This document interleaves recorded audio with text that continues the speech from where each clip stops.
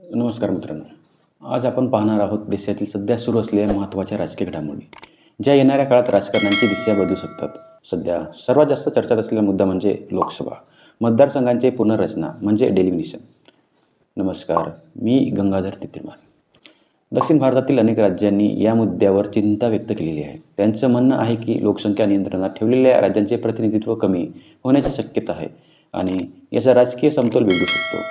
व यावरून केंद्र सरकार आणि विरोधकांमध्ये तणाव वाढताना दिसतोय.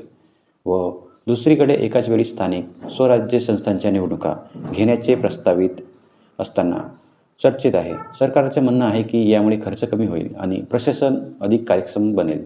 पण विरोधकांचा आक्षेप आहे की लोकशाही प्रक्रियेवर याचा परिणाम होऊ शकतो. हा निर्णय झाला तर भविष्यात निवडणूक पद्धतीत मोठा बदल पाहायला मिळू शकतो.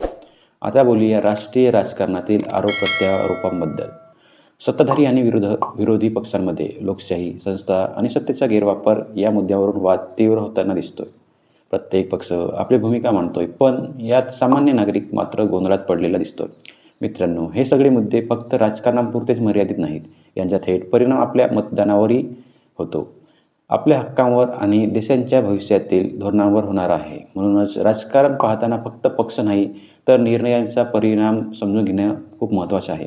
तुम्हाला या घडामोडीवर काय वाटतं? डेलिमिनेशन, निवडणूक सुधारणा आणि सध्याचं राजकीय वातावरण योग्य दिशेने चालतंय का? तुमचं मत काय आहे? कॉमेंटमध्ये नक्की सांगा. व्हिडिओ आवडला असेल तर लाईक, शेअर आणि चॅनलला सबस्क्राईब करायला विसरू नका. जय हिंद. नमस्कार.